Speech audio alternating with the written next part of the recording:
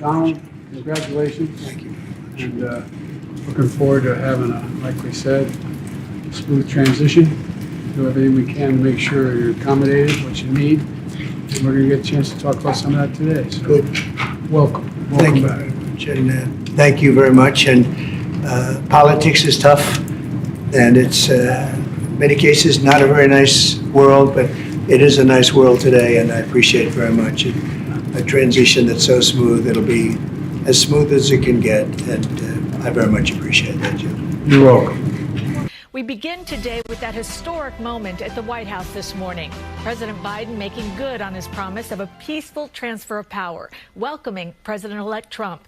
Jessica Moore joins us now with the latest on that and how the Trump cabinet is shaping up. Well, Cindy, lots happening today. Today's meeting is happening 4 years after then-President Trump declined to extend the same invitation to incoming President Biden.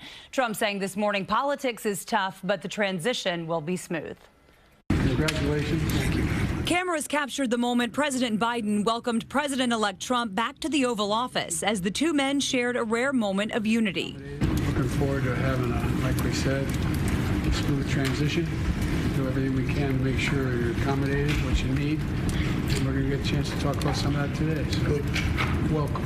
Thank you back. very much. And thank you very much. And politics is tough, and it's in many cases not a very nice world, but it is a nice world today, and I appreciate it very much. Following a disappointing loss for the Democratic Party, President Biden has been intentional in his efforts to endorse the sanctity of the election and acknowledge Trump's victory, capped off by keeping the time-honored tradition of hosting the president-elect in the Oval Office. Earlier this morning, Trump met with House Republicans ahead of a Senate vote to replace Majority Leader Mitch McConnell. I just want to thank everybody. You've been incredible. We worked with a lot of you to get you in, and you helped me, and you helped me too. Trump continues to fill positions for his incoming administration, announcing Mike Huckabee as U.S. ambassador to Israel and Fox News anchor and Army veteran Pete Hegseth as Secretary of Defense. Pete Hegseth obviously has a decorated military career. And I think he will be a strong choice. He does not seem to have much of a detailed background in DoD policy. The lack of experience is concerning. The new Republican Senate will have to confirm all Trump cabinet-level picks in the coming weeks. It is worth noting Melania Trump declined an invitation from First Lady Jill Biden for the traditional tea that usually happens while the president and president-elect are meeting.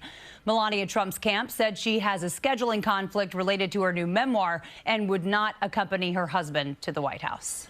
How unusual is it for, upcoming First Lady to decline? Very unusual, to put it mildly. It's unconventional, I would say, excuse me, not unexpected, though. Melania Trump has been really clear she doesn't even know how much of a full-time First Lady she plans to be during the second term. So I wouldn't say people were shocked, but it was sort of breaking with that decorum and tradition.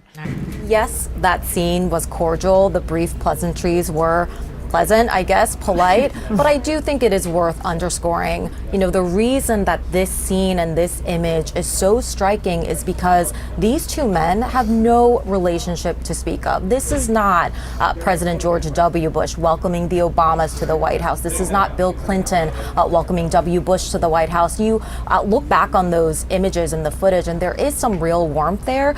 There is no actual warmth, despite the fire, between those two men.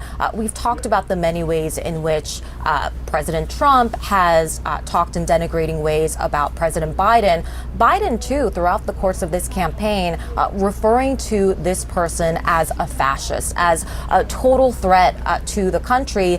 And now, on top of that, he is having to say the words, welcome back, to a man who single-handedly actually could completely alter, and probably already has altered, his political legacy. The fact that he believed that he needed to seek a second term and then was forced out of the race, and then the vice president that he endorsed didn't end up winning. I mean, that is going to be sort of the lead sentence probably of anything that is ever written about President Biden. And here they are now just sitting a couple of feet away from each other, and he is having to say the words, welcome back. President-elect Donald Trump visited the White House today for the first time since leaving office. During a sit-down with President Joe Biden, Biden emphasized that there will be a smooth transition of power.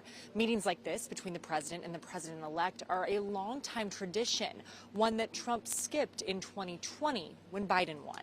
President Joe Biden and President-elect Donald Trump meeting in the Oval Office Wednesday. Looking forward to having a, like we said, smooth transition. It's their first sit-down since Trump secured a second term.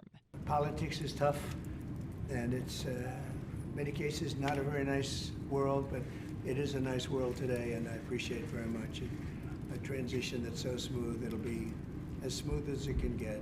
It's a tradition for the outgoing president to host the incoming commander-in-chief after the election. But Trump did not host Biden in 2020, as he fought the election results based on falsehoods about voter fraud. He also chose to skip Biden's inauguration. Following a disappointing loss for the Democratic Party, Biden has been intentional in his efforts to endorse the sanctity of the election and acknowledge Trump's victory. Campaigns are contests of competing visions. The country chooses one or the other. We accept the choice the country made. This meeting comes as Biden works to secure his legacy and Trump prepares to take office, tapping loyalists for key positions that offer a glimpse into how certain policies may be implemented. According to people familiar with Trump's plans, South Dakota Governor Kristi Noem will be asked to lead the Department of Homeland Security, and sources say Florida Senator Marco Rubio is his top choice for Secretary of State. Melania Trump was also invited to visit the White House today, but did not attend. According to a White House official, First Lady Jill Biden gave a handwritten letter to the president-elect for the incoming First Lady, in which she expressed her congratulations and her team's readiness to help with the transition. Reporting at the White House, I'm Julia Benbrook.